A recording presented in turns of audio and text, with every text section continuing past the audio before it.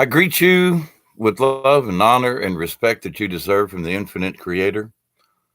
Greetings, salutations, happy Thanksgiving. I hope your day has gone well.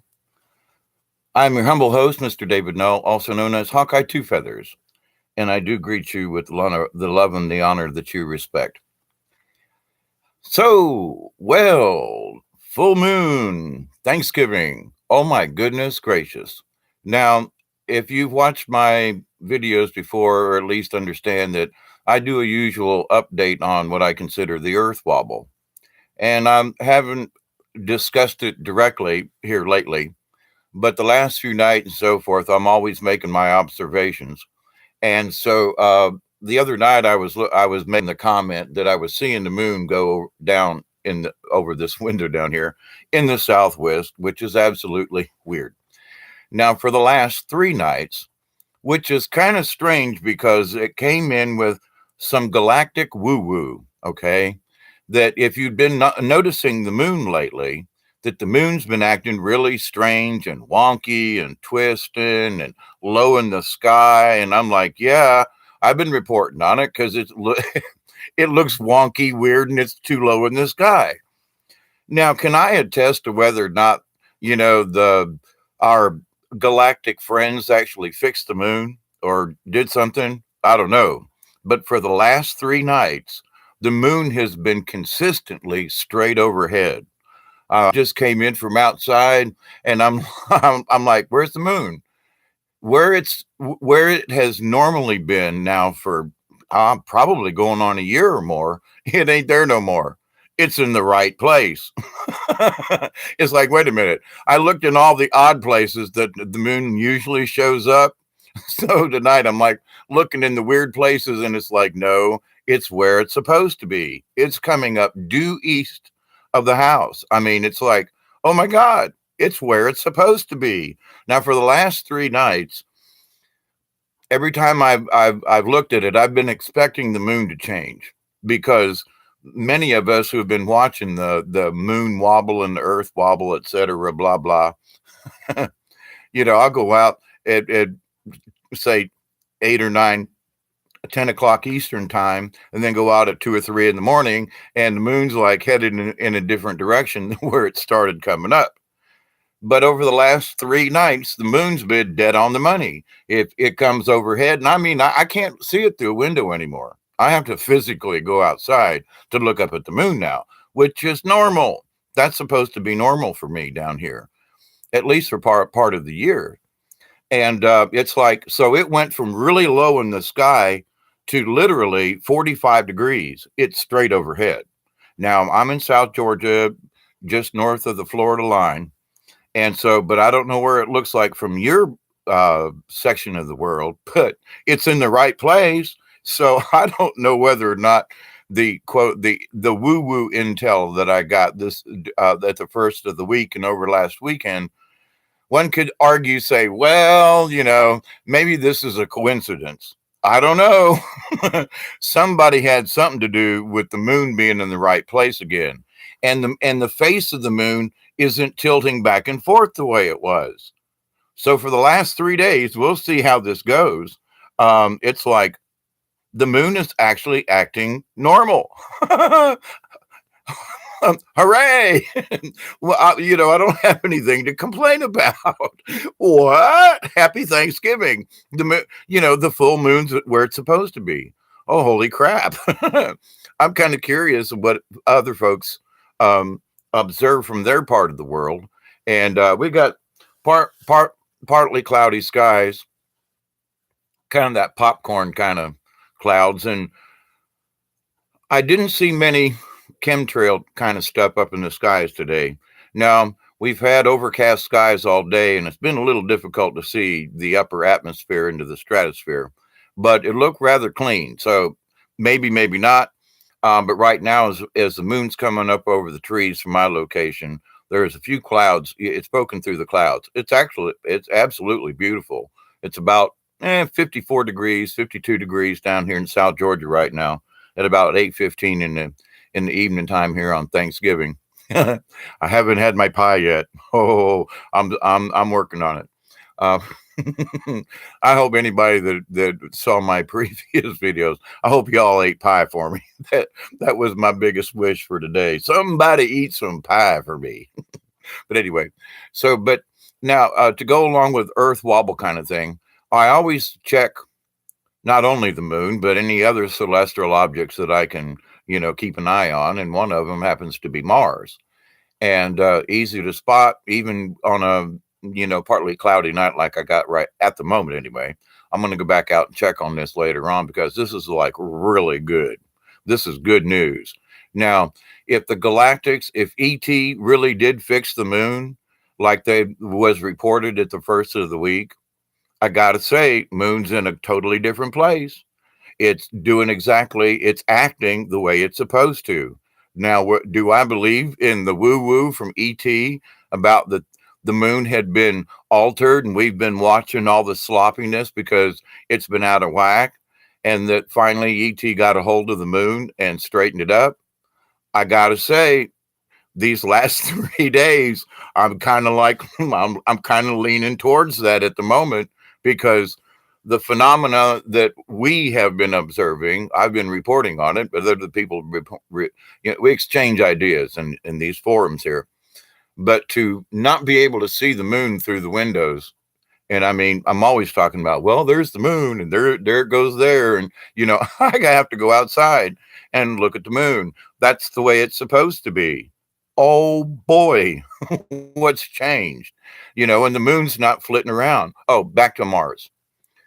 From my location down here in South Georgia, I'm still I'm still having heart flutters about the moon being in the right place 3 nights in a row. It's like, holy crap, this hasn't happened. I mean, even when the moon wasn't straight overhead, it was still not in the same place 3 nights in a row. That's the other part of this. It's being consistent where it hasn't been. That's the other part of this with the moon. So um, the full moon obscured the Mars a little bit these last couple nights, but tonight it was easy for me to spot. And it's a little bit higher off of the horizon from where it was, but it's in a normal position. It was too low in the sky. And I've even, about a week ago, I did a video and popped in a few chat rooms and said, hey, everybody, Mars is too low in the sky. It's setting in the southwest again. So, regardless of your location, from here, Mars has been consistent these last 3 days as far as where it's positioned in the sky. It's actually about normal. It's not too high, and it's well above the horizon from where I've been complaining. It's like hugging the trees, and like, no, Mars ain't supposed to be there. Not from where I'm at. So to me, this is like great news. We'll see how this turns out. But from a woo-woo standpoint, the ET's report was that we've fixed the moon. We put it back on track, and we've altered it. And some of the wiggling around that everybody's been noticing was to try to get the moon back in position. And it's like, okay, now that's what they said. That's what I've reported back at the first of this week. And now I'm reporting now that 3 days later, well, I don't know if somebody else has something to do with this, but the moon's looking righteous. It's in the right place. It's in the right altitude, height wise, in the sky. It's going straight to the west instead of changing direction halfway through the night. It ended up in the southwest. I mean, wow, I'm amazed. Hooray. If this really is a fix, it's also going to stabilize the Earth wobble. Yep. So by putting the moon back in its good orbit, then there's a good chance that the Earth wobble will stabilize, because the moon has a lot to do with the Earth, the ocean tides, high tide, low tide, etc., like that. So if they put the moon back in the correct orbit and keep it from bouncing around, then that's going to be a good thing in general for everybody here on the planet. And we're just going to wait and see. Can I prove it? Go outside and look where the moon is. It's beautiful, looks great, and it's in the right place from my observations of growing up and all my years here in South Georgia. So I'm saying thumbs up, ET. If you're the ones that are responsible for this, two thumbs up, man. You guys get gold stars because I tell you what, talk about a Thanksgiving full moon, something to really be thankful for. Because if ET really is responsible for this, and the moon stays in this particular orbit and so forth, and has been corrected, to me, that is absolute proof beyond a shadow of a doubt with all the other things that I've observed, the UFO craft that I've observed. But that will cement with me the simple fact that, oh my God, they really did do it. And, I've been talking about this for years. And, I'm sorry about, okay, ET says we can move the moon and fix it. No, okay, all right. Well, I've been watching, and it's been goofy. But now if they straightened it out and the moon starts acting normal again, well, that to me says, guess what, guys? These folks are real. What they've been talking about is real. They can fix planets, moons. They really can fix these things on a galactic scale. And if they wanted to hurt us, they would have left the moon wonky. Now, this could very well help settle the Earth from its intense wobble. Now, if they've stabilized the moon, and right now I've never seen the moon 3 days stable. Usually by the third day, there is a big shift in where the moon is, which way the face is turning. And I'm here to tell you, these last 3 days, it's been dead on consistent. And it's like, that's interesting in itself. So I ask you, go outside, take a few minutes, go look at the moon, go find out where it is, check it tomorrow, check it the next day, and see. Because man, if ET really did fix the moon, the Earth's going to stop. It's going to slow its wobble, but the magma under the Earth is still going to go on.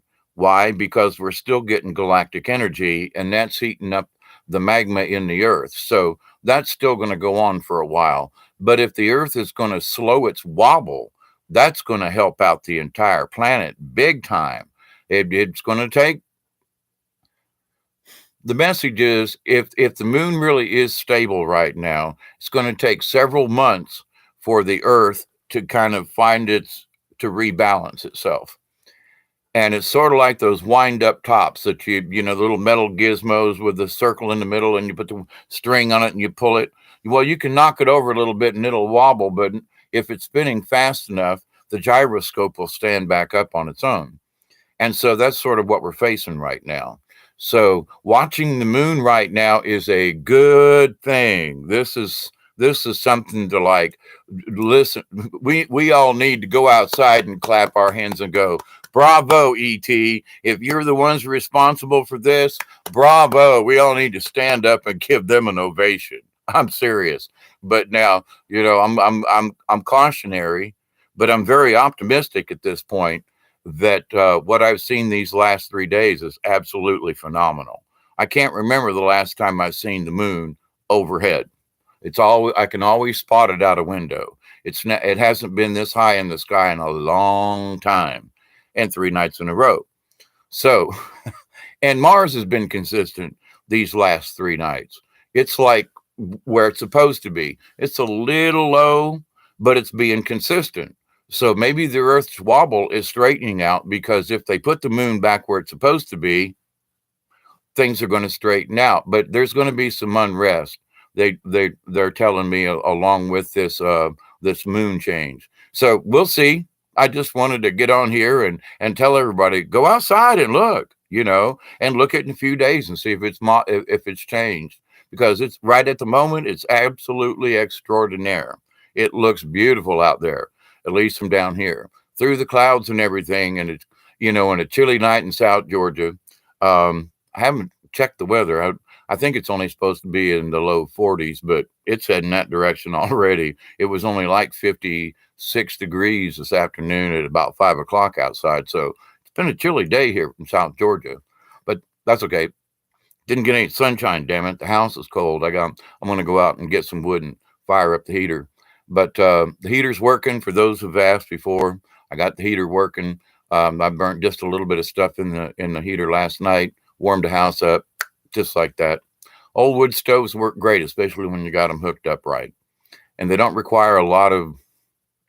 Well, I've gotten used to cooler temperatures, so I don't try to keep the house 75 degrees. It's like you're going to burn a forest down if you try that. But to stay warm, and to be able to go over and stand by the heater, and my ankles and my feet are the worst two things because it's colder on the floor than the rest of the house. That's just the way nature is. The cold settles to the floor. So, but the rest of the house is like a pleasant 62 degrees. And I'm like, huh, long sleeve shirt, big deal. Oh, it feels nice. No fans running, all that kind of good stuff. And, but last night the house got to about 56, but it was like 35 outside. So even when the heater ran out, the house for me, I was like, whoa, it's 56. Well, that's not bad because we didn't have much sun yesterday. Didn't get any sun today. So passive solar sucks on these kind of days.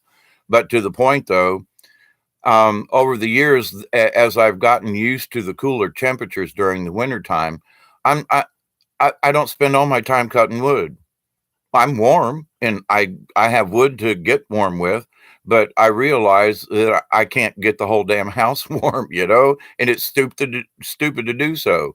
So in the last couple of years, I moved the stove from its old location, which y'all don't know about, but anyway, and it works a lot better. I can go upstairs and sit at the top of the stairs and sit in my underwear. It'll be so warm. So it's like, okay, and it's fine. But anyway, so I hope other folks can be that warm that easily.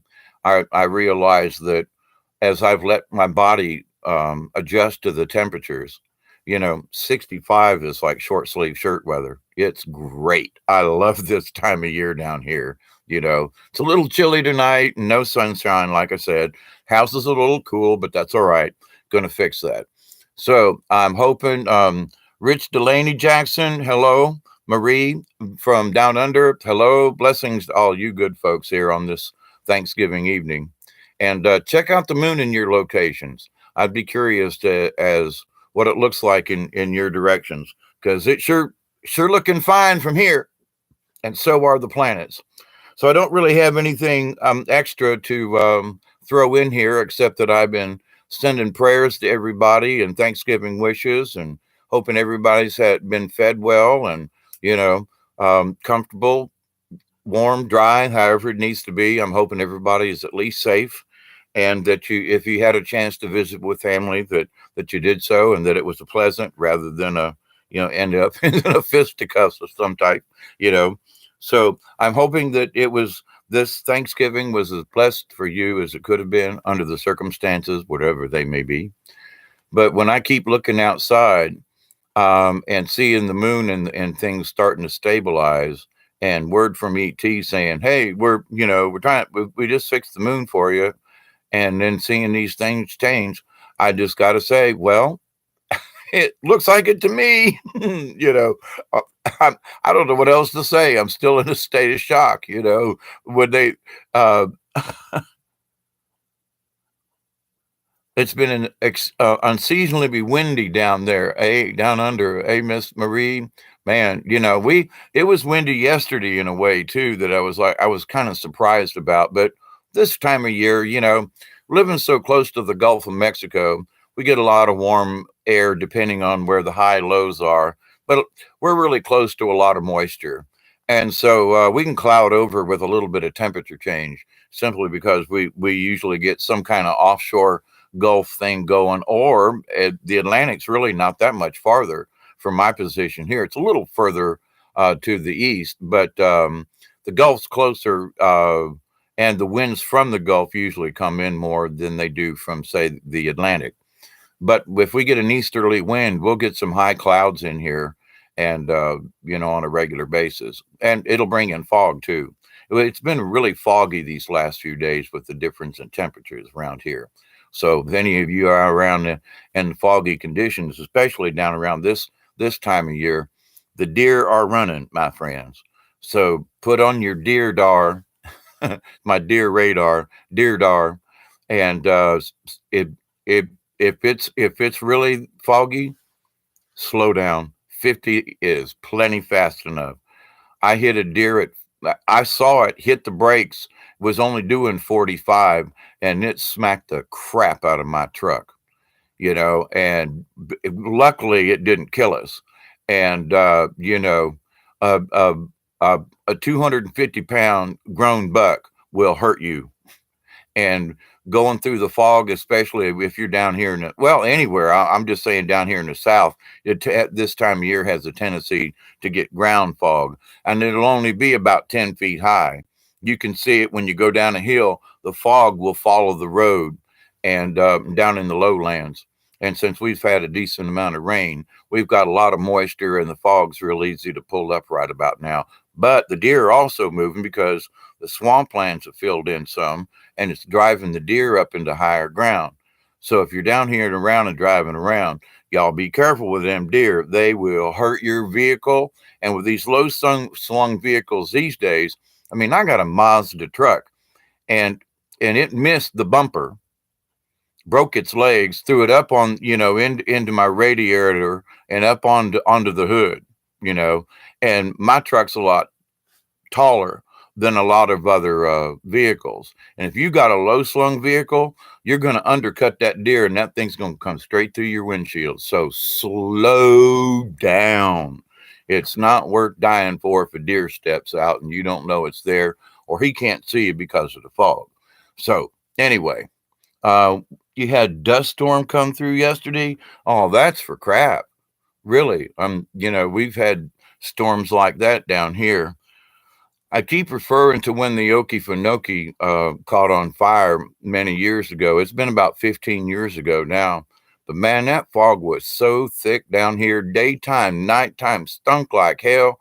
And all it was a bog fire out in the middle of the swamp that they couldn't put out. And I mean, it burned for a while. And the smog would go to Jacksonville, and then it shifts south and go to the North Florida Georgia border, and it blocked off Interstate 75, and then it moved north again, and then it moved west. And man, they had smoke damn near all the way to Pensacola from where we're sitting, and it was nasty, and it was just a bog fire, nothing special, there wasn't anybody in danger, but man, oh man, what a mess it left for a while.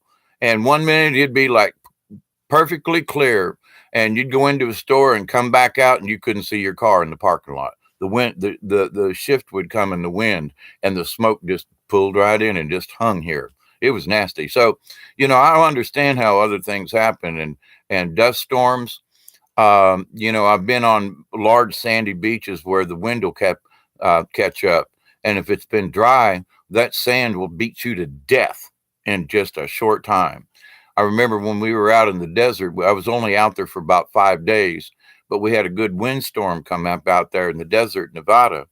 And I mean, in just 20 minutes of a little bit of some wind and the sand coming off that desert, I was like, no wonder those folks in the movies with the camels all wear them things, and the head thingy, and all you can see is their eyes. When that sand's blowing, it's like hitting with a blast furnace, and because it's heated, but and all that sand and wind, boy, that mess hurts. So I feel for y'all, anybody that gets into the sandstorm issue. But yeah, buddy. So we need to keep an eye out for each other. A bit like kangaroos, they come out. Oh, they come out of nowhere and can do some damage too. Yes, yes, yes. Kangaroos. I've had a friend of mine years ago who was oh man, I don't even want to say where he's from. I have Perth comes to mind, and then there was another town. But anyway, he was like, "Man, them Joeys out there," he said, "Man, they'll kill you." And I was like, "What's a Joey?" Well, for those folks in Marie, do they still call them Joeys down there? Because that's what he. I kept going, "What the hell's a Joey?" And he was like, "A kangaroo." It's a kangaroo, mate. Taught me how to play a didgeridoo a little bit. It was cool, but um,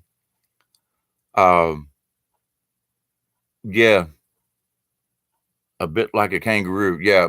Um, One of the things that down here in the South, just speaking of animals, Yeah, they're baby kangaroos. I got you. Oh, so the Joey's the little one. I got you. That's right. I got you. I caught up. There you go. Oh, Joey. Maybe he was just calling all kangaroos Joeys. But anyway, that's what when he said Joey, I knew what he was talking about, you know. But now I remember about that it's a young kangaroo. There you go.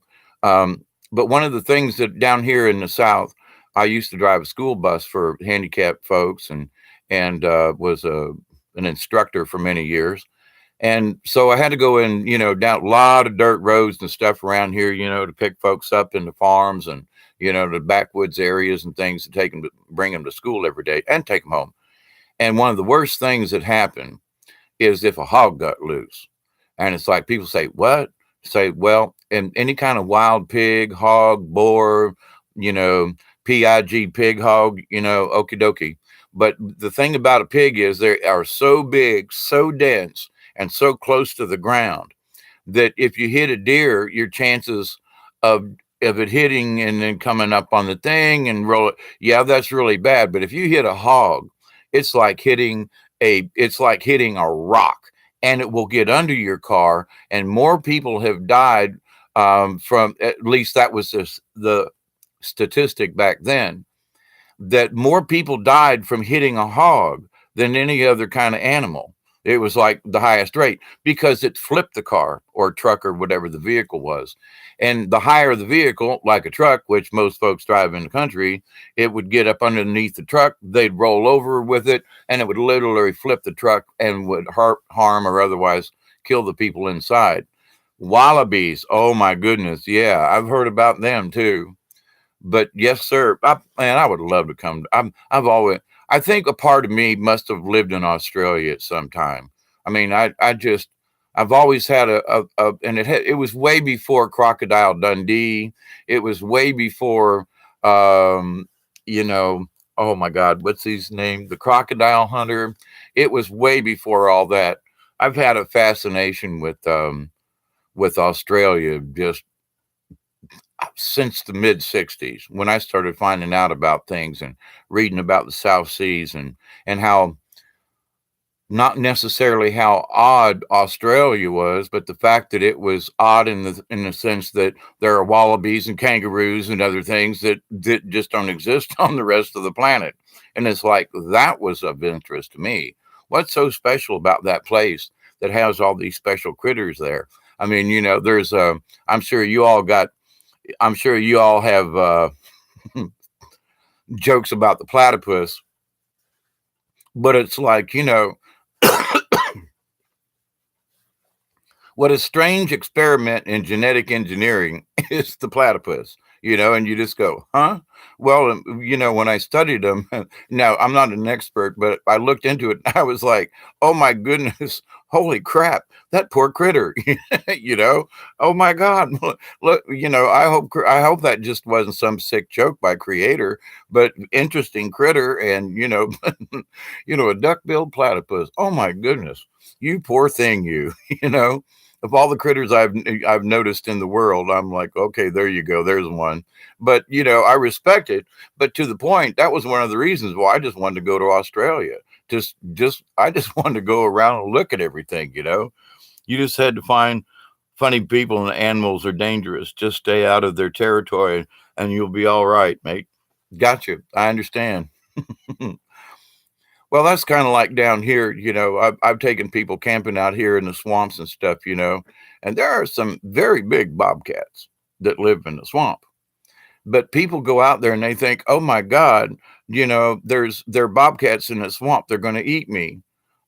You don't hear of people getting eaten by bobcats, but these things are huge. I gotta say, man. I mean, they're like knee high or larger. These things are, they're like not. I won't say mini mountain lions, but they're damn near panther size. And these things are big, and their paws are just about as big as my hand. I say this because one of my neighbors shot one and was like, "Here, come over here and take a look at how big these SOBs are." And I was like, "Yo, I got that right there in your backyard." And I was like, "What?" Yeah, no wonder some of my chickens just disappear. you know, and the fact that there are, lots of these bobcats that roam around through the swamps, you very seldom ever see them. But when you do, these things are big. So if you're camping down there in the middle of the swamp, people are like, "Oh my God, a bobcat's going to eat me." All the times I've been in the swamp and all the, maybe I have a special um protection with critters. Because I mean, I've had a bear, like this far from the top of my head on the other side of the tent from me, going and stomping at the ground when I was in the on the Buffalo River in the Ozarks in Arkansas, and I mean way in the wilderness. It's one of the deepest float trips you can do, and wild bears. And I did all the things you do to not have wild bears find you, except I ate a candy bar with peanut butter before I went to sleep. I had half a Reese's cup, and it was like a bear can smell peanut butter from a mile away. It is, even though there was nothing in the tent that was had any food, it came up to the tent because it could smell the peanut butter on my breath. And I'm like, you gotta be kidding. But the bear, could have just went whoosh and took my head off and eaten me right there on the spot. And I'm serious about this. I mean, the silk of a tent was the only thing keeping between me and that bear. I'm laying on my back looking up, and the bear's nose is poking through the tent above my head. I mean, pushing on the tent, not through it. But I was like, that's as close as I want to I want to get to a wild bear ever, but the thing is that in all my wilderness trips and things where other people have gotten killed, mauled, or otherwise, disappeared, I seem to have been protected by my spirit guide. So I have a tendency to forget some of these animal meetings that I've had over the years, and things stop in the middle of the road. Now, I haven't seen a Bigfoot, but many years ago when I was down in the swamps in Florida, there is something about that skunk ape thing. There's something else that lives in the swamp. And they travel in the swamp so quietly because it's their environment. And I don't want to necessarily say it's the creature from the Black Lagoon, but it would be more, how do I put this? If you're going to survive in a swamp, alligators, lizards, snakes, what lives in a swamp? Alligators, lizards, snakes, birds with really tall legs like a stork so they can get the heck out of there. Possums, yeah, but they can climb trees and hang by their tails. Bobcats, they're big enough to damn near take on a small alligator, and they have. But the thing is that, but what else? Well, birds, yeah, well, they can fly, and there's not a lot of land critters, you know. Snakes. Well, my point to that is that a reptilian type of being would be more likely to survive long term in a swamp than it would be for a lizard to make it in the North Georgia mountains. But at the same time, if you took a long-haired beast and took it and put it in the swamp, it would have a lot of difficulty because it's a long-haired beast in the swamp. And if you've ever been in a swamp, you got briars, you got this, you got that. Long hair and that kind of thing is going to literally weight you down. You're going to leave hair everywhere. You're going to leave a trail, and um, that mud will cling to the hair on you, and there's just so many things, and it would be kind of obvious you'd be sloshing around. But the swamp critters that have been reported have been more sleek, kind of, I'd say about 6'6" maybe, but thinner and more alligatorish like, simply because if something's going to evolve, it would make a whole lot more sense to look more like an alligator than it would be to look like a deer or a moose or something, or a bison. And I say that because, um, most Sasquatch and so forth are in the northern regions, and they need the hair. The hair comes in handy. I mean, even in the summertime, it helps keep flies off of you and things like that. And but it would be very detrimental for that kind of thing to be living in a swamp. So I'm not saying they don't have hair. I'm just saying I would lean more to that they are more of a scaly type, possibly skin, or less hair or something else. And there are things that have been seen out there with long straggly hair from the hair and shoulders, but not on the rest of the body. And that would just make sense to me, being practical in the woods. I mean, it wouldn't take a monkey long living in a swamp to lose their hair, just because they would be going through the swamp, and they wouldn't be a long-haired chimp. But anyway, to that point, though, just a little bit of rambling there about the swamp creature kind of thing. But they've been seen in Louisiana. Oh man, they got some bayous in Louisiana. They've been seen in parts of Florida. I know down around Mayaca River State Park, which is around Sarasota, Florida, kind of, sort of. Big state park, a lot of swamp. And I was in there when I was 10, 11 years old, which was like the early 60s. And there's a lot of stuff in them swamps back there that, we'd go out in the canoes, a little John boat, go fishing, paddling, just exploring. Man, there's stuff out there that just like, what was that noise? And being that I was a Cub Scout and a Boy Scout, I could pretty much identify every noise. But there were noises that ain't a gator. It's not of that. It's not of this. It ain't a dog, because gators would eat them. But there's just a sort of a gluttural kind of just kind of strange that even bears don't make down in the swamps. And besides, some of the places where the noises were heard is a little difficult for a black bear to get in and out of. Not that they can't, but they kind of have a tendency to stick a little bit to higher ground. They'll travel through the swash and the bogs, but they like a little bit of higher ground.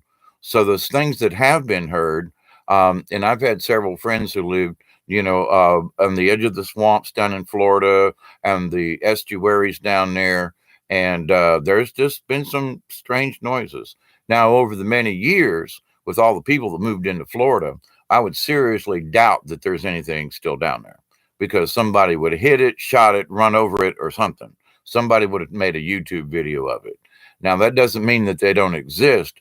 I'm just saying that their habitat has been encroached on severely. Now, the other part of that story is, though, there are still people that live along the Alafia River and places down there around Sarasota, south of Tampa, and Riverview and places in there. And there's still some heavy duty swamps. And if I wanted to hide, I could. Now I'm getting a little too old for hiding, but if I wanted to go down in the woods and hide, especially if I was some kind of in between kind of critter used to eating raw fish or something and not having to worry about making a fire like us humans do, well then it'd be easy, because then you wouldn't see any leftovers from these critters. But there have been times when you'll see a pile of seashells, and you'll find some fish heads or something like that, but you won't see any signs of any raccoons. And there's no man-made tracks, and I'll be way out in the dickens and out in the middle of nowhere, and you go, what's this? And because if it was an otter will eat the whole dang fish, bones and all. I mean, they don't leave much, and other critters. And it's like, so why are fish heads and some bones left if it was these other kind of critters? And there's no fire, there's just, fish heads and bones. But that's strange. Alligators chomped them all down, It just doesn't fit the pattern of what's down there. That's just weird, and people report that kind of thing all the time, doing hiking in the swamps and things. They just come across things that just, they don't know what ate that, but okay, no footprints, no nothing, but and not just that, but there'll be like seashells, and one of the things I still do if I come upon critter poo, you always take a stick and like, what are these critters been eating? And one reason why I know we don't have any more raccoons than we do is because all of the shellfish and all of the other critters that used to live along my river aren't there any longer. And how do I know? Because I'd go along and you'd see, some scat from a critter and you'd go pick through it. Whoa, look what they ate. They ate that berry that's over there. And they had some of these leaves, which are over there. And oh, look at that. There's a piece of fish in there. Ooh, and there's a little bit of, um, oh, the little lobster-like things, crawdads grow that live in the rivers. But because of all the pollutants in our rivers recently, we don't have crawdads like we used to.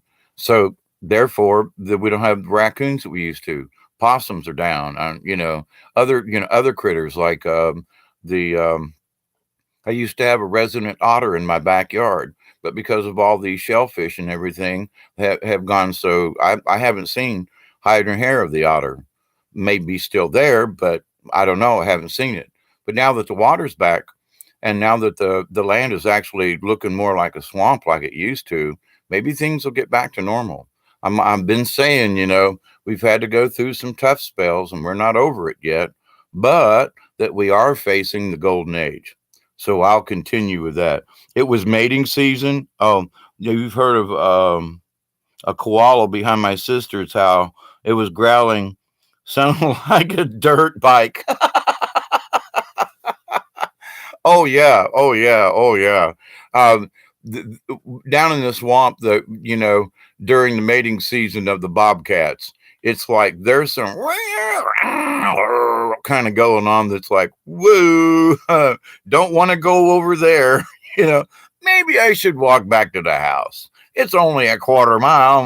Okay, but anyway, crawdads, crawdads.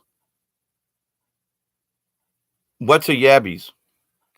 They look like little lobsters, but they live in fresh water. Got crab like legs and everything. They look just like a lobster, but they live in fresh water here in the south.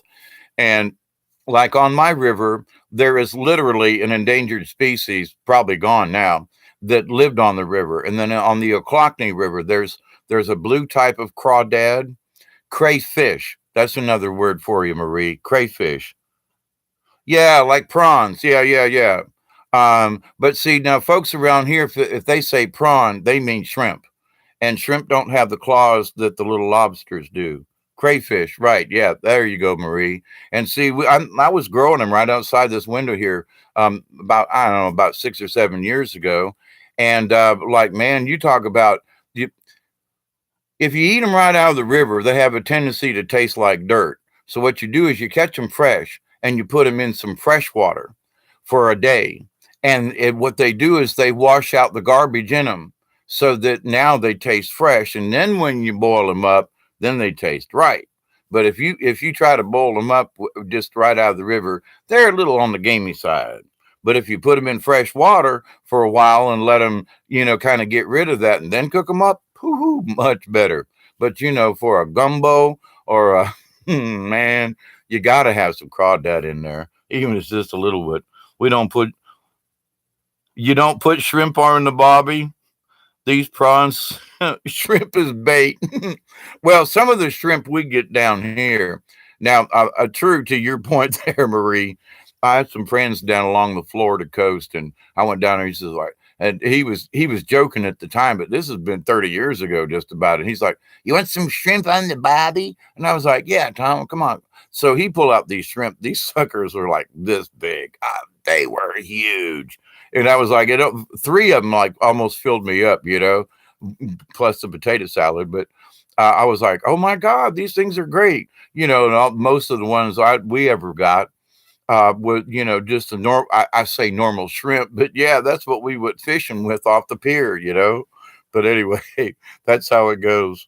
I miss saltwater fishing, but when Georgia started, well, I mean, when Florida put that, you know, you got to buy a license crap to fish in the ocean. I was like, can't afford that. And for us out of towners, man, they want $250 for us to go down there and fish off the beach. That's just like, are you serious? That's like stupid. But they wanted to keep people from fishing. They wanted to be more productive, and they wanted it to look more like so people could just sit out there and walk. And if all them people like we used to be when I was growing up, Everybody had two, three poles at one time. Now I look at pictures of the beach. Nobody's fishing. They can't afford the damn license, and it's stupid. But there you go. Save the fish for the fishermen, right? But uh, yeah, that's how it is. I would love to go. You know, just go out and stand in the surf and just fish again. That just used to be, and we used to do a lot of crabbing. And the trick we did back in the day was wait between tides there on the Courtney Campbell Causeway going from Tampa into North St. Pete, Pinellas County towards Clearwater. And there are little bridges in between the islands there, and we'd park there at the little roadside park and get out. And we'd buy up a big old pack of chicken necks and take some um, clothesline cord, just regular cotton cord, tie a good knot in that chicken neck, and give yourself several foot and toss that puppy out there.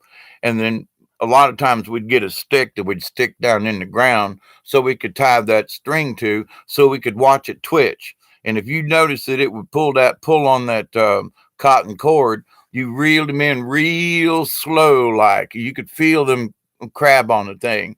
And then when it got close enough where you could see down there where he was at your feet, you took a dip net and scooped him up and tossed him in with the rest of them. And I mean, we'd spend all evening long out there with a small fire and sitting on, at the bay and crabbing like that all night long. Come home with a big old tub full of blue crab and whatever fish we caught too. Them was the days.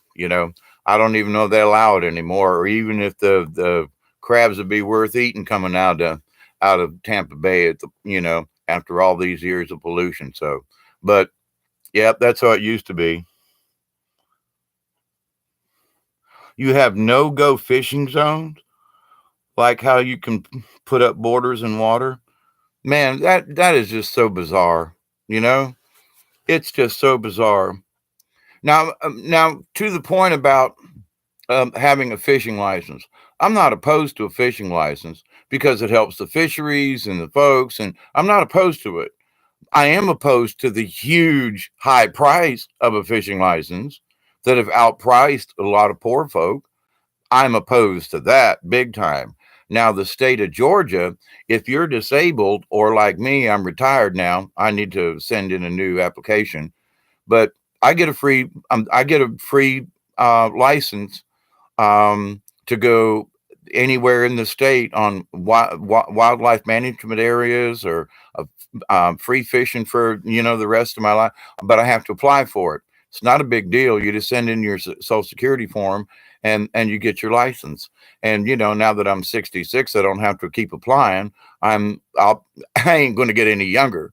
But to that point, it's like, well, at least they have a little bit of you know reality about for their seniors in the state, especially me. I've lived most of my life here in the state of Georgia, paid taxes. Least they could do is give me a free damn fishing license for the rest of my life, after 65. So, but with that said, that's very fair. I wouldn't mind if it was $5 or $10 a year to get a fishing license, but the state of Florida just went nuts with their saltwater fishing thing. It's ludicrous. It's just really bad. And then the DNR guys, I got folks that have boats and stuff down on the water. Well, maybe not on the water anymore after the hurricane, but I would say, hey, how's it going out there? They say, you know what? They stop us even if I'm just going to go for a ride. I'm just taking my motorboat out. No, the DNR guys stop you, search everything you got, might want to see if you're going to try to fish or something with a hand line. And it's like they to the point where nobody even wanted to go out in their boats anymore. And one of the last times I was down on the coast, I was like, where are all the sailboats? I mean, I've got friends with sailboats, and it's like, where are all the sailboats? On a Saturday and a Sunday, man, there'd be like a regatta, just people sailing up and down along the coast for 20, 30 miles, sailboats everywhere. Now, when you go down to the beach and look out there, one or two, that's because the DNR, Department of Natural Resources around here, the and the feds patrolling after the 9/11 thingy and all the laws that changed. Anybody that's on the water, they stop them, and search their vessel, whether they got anything or not. It's not the point. And people get so harassed by the fish police that they won't even take their sailboats out anymore. And it's like, that's pathetic. You have to go like way offshore, and then they still bother you, but just not as much. So, it's a shame. You used to go down and people say, God, come on down, we'll go sailing for the day. They don't even want to take their boat out of the out in the harbor anymore. They don't even want to go out and anchor offshore because they're going to get harassed for whatever it is. And it's like, when did it become like this? Oh my goodness, you can't even go out in a sailboat anymore and just have fun. Oh my God, you might have a beer. Oh, you're under arrest and your boat's confiscated and you go to jail. Oh, you had alcohol on the water and oh, well, now you're going to jail. Oh my God, that's just so crazy. Now, are there drunk drivers out there? Yeah, but usually them guys have so much money, the feds or the locals, cops don't stop them. They go, oh, that's Jim's boat. He's okay. They're the ones that are drunk and polluted because they bought the locals off. It's shitty. The amount of local fishermen that have been put out of business down along the Carabel and Destin and Apalachicola, all the oysters and all the oyster beds that are out there that have all been polluted and ransacked. It's a shame. Families that 30, 40, 50 years of doing digging oysters and catching fish and just living off the sea.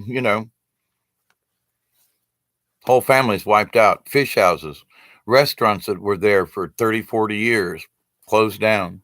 you know it's just really a shame. None can afford the simple pleasures anymore, and everything else has gotten so crazy. It's like the government's moved in to protect everybody, but to protect everybody they ran everybody out of business, so they didn't protect anything. Oh well, we want to protect the environment, but that meant running off all the fishermen. Well, that meant this and this. No, there was no in between, and they went from not giving a crap at all to being so strict that it just shut everybody off. So where it used to be nice to go along the drive along the ocean there in the Big Bend area, and you'd see fishing trawlers off there, you'd see sailboats off there. Now you drive along and it's just water. Nobody's out there. And it's not like nobody's got boats. When you go to the marinas and stuff, there's all kinds of boats. There's all kind of people would love to go sailing, but when they get out on the water and they get stopped and harassed so much, they learn really fast it ain't worth it. You know. So and that's just a shame. Well, and to with that though, the people that work at the marinas, that worked on the boats, that worked on the motors, that worked in the marina, fixed the sails, did all them people are all out of work too. So it's just, but it's for the protection of the people. And that the economy just went boom. And seaside economies are always precarious anyway because of storms and fishing and different seasons. But to just tell people, no, I'm sorry, you can't do that anymore. What? Wait. But it was okay last year. Yeah, but it's not okay anymore. And we told you could catch this before. You can't catch that anymore. Remember when you could catch them and they were 15 inches long? Well, now they got to be 20. And them other, yeah, well, now you can't use that kind of net. And it just one thing after another to where it drove people out of business. Now there are a few hangers on, but there would used to be a thriving business, and you go down through there now and they're just old boats. Nobody's using them. They're just old boats. Nobody takes them out anymore. Old fishing nets. Oh, look how quaint this is. Wouldn't it be more quaint if people were actually using them fishing boats and stuff? And that their catches weren't all that great, but they fed the local economy. It fed the local restaurants. I mean, but now that's gone too. So it all just kind of, there's some there, but unless you got a pile of money, the rest of the folks, eh. And I used to be able to afford to go down there and spend a night in a little cottage down there for about 30 bucks. A little efficiency real close to the ocean there. And for 30 bucks a night, okay, that's not bad, but a little efficiency, and so it was almost like a little block cottage is all it was.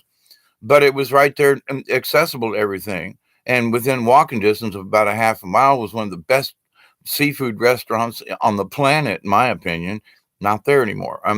The building's there, but they went out of business because none of the other little businesses could compete. Well, now you have to have this thing. And now because the doors were too narrow, they shut the place down because they couldn't afford to open up the cabins to the new width of 36 inches for wheelchairs. So they were closing down things when, like, you know what?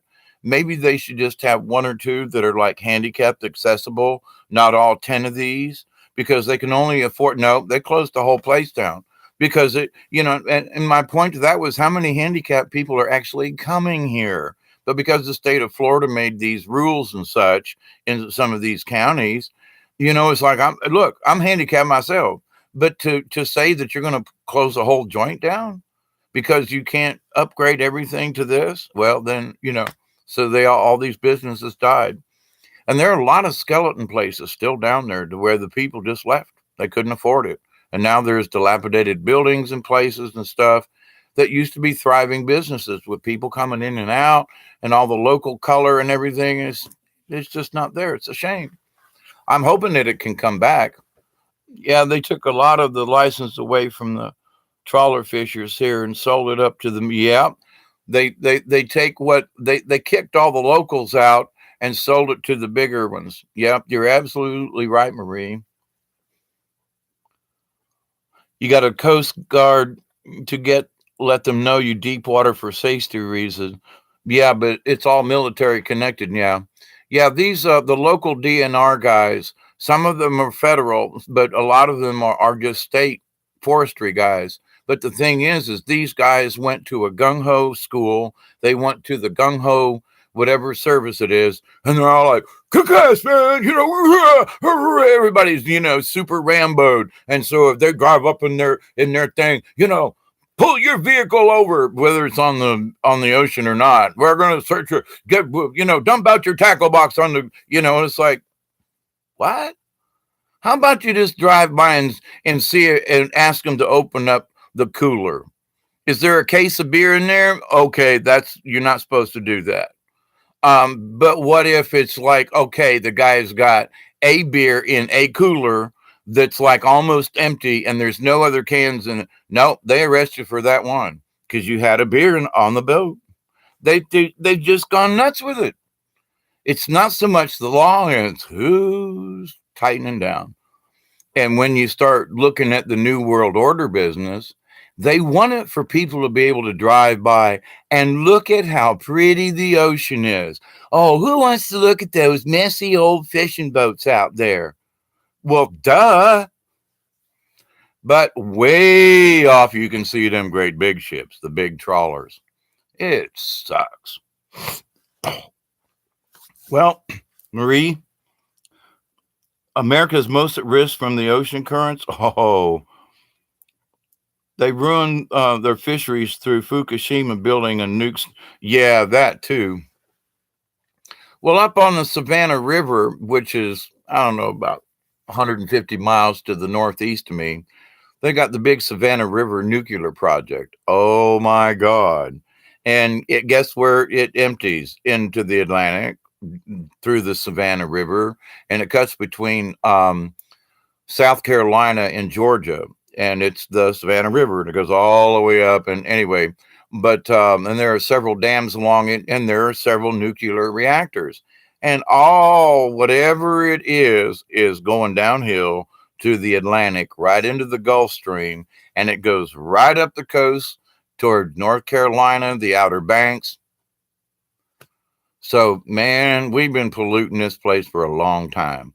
And I mean, around here, the pollution is chicken poop. There's been so much chicken poop pollution in the streams that it's taken the oxygen out of the streams and have killed microorganisms, killed the crayfish, crawdad population, cut down on all the other fish populations, and then we've been in a 9 year drought, you know, and but part of the big issue, and I mean, huge turtles, I mean, ancient turtles, 100 years old kind of thing, killed, died because of all these things, and it's coming from the chicken poop. The millions of birds killed every year in this county alone because of the processing plant. But then think of a million birds. How many million tons of poop is that?